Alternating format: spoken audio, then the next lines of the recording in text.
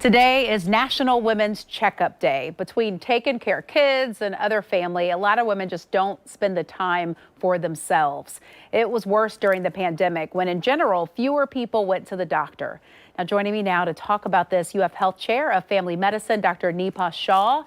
And thank you for joining us. And, you know, it's funny, we're sitting here and we're talking, and a lot of times we blame this on time. We say, oh, we just don't have the time to do it. But in the end, you believe it's an underlying fear that keeps people from getting these checkups. Sure, absolutely.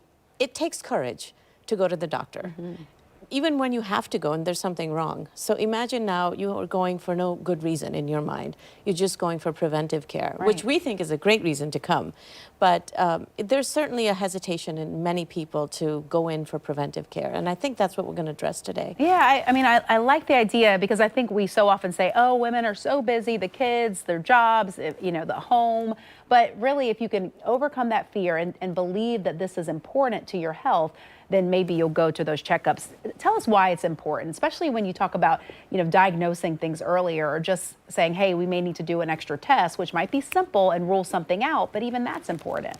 It is important for many reasons. If you find certain diseases early, you will cure them, literally cure them out of your body. You can go on and have a normal life.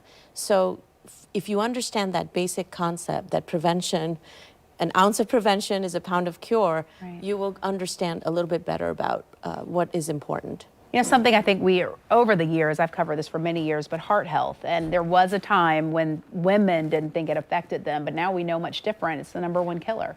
It is the #1 killer. So how do you take care of your heart? And what are the preventive measures that will be important for you to know about? For example, definitely look out for your blood pressure, look out for your cholesterol, and very important to keep on with those exercises and eating a healthy diet, and also having a stress-free life. Yep.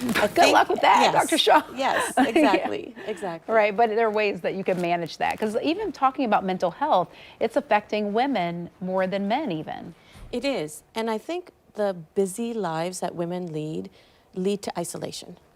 And the importance of community and having an option to vent to people, to other women who are going through a lot of what you're going through is really, really therapeutic for not stress being management. Embarrassed, you know, I think so many times women are, I can do it all, I'm a superwoman, and you're like, no, you're not. You know, take a step back, admit that this is tough, you know, sometimes. Let me just ask, like, okay, so getting your mammogram, getting your pap smear, all those preventive tests that you need to get. Let's say you missed a year or you missed a couple of years. You should still get it though, right? I mean, I think that sometimes women get nervous. You're like, oh, I haven't had that done in 5 years. Now they're going to find something. But you can't, you have to move past that. It is important to move past that. You have to believe that finding things early is going to lead to a cure. More options are available now than ever before for screening. We are getting more accurate when we screen. I think in the past, people got fearful for screening because sometimes the screening tests weren't very accurate. You got false positives, and then sometimes you found things incidentally that you weren't expecting. And but over time, we've gotten a lot better at making sure that we are actually going to find what it is we're looking for. All right, let's just quickly go through, in your 30s, what tests should you be focused on? So, absolutely. There's a wonderful app, by the way. It's from the U.S. Preventive Service Task Force, which is a non-biased, non-affiliated group, and you can just type in your name and your age, and not your name, but your age and your gender, and they'll tell you by age group what it is that is relevant.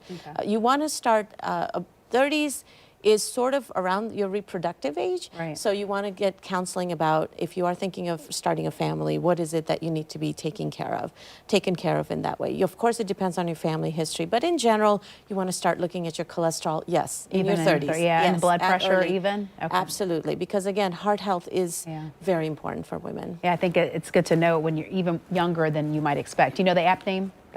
It's called Preventive Task Force. It's from the United States Preventive Service Task Force, which, by the way, is what doctors go to. Family doctors like myself, we look at that app, we look at that resource for almost every screening intervention that we do. Great, so it's good we have access too. That's right. All right, Dr. Shah, thank you so much. I'm glad we were able to talk about fear and how important it is to get those checkups. So maybe that's your Mother's Day gift to yourself.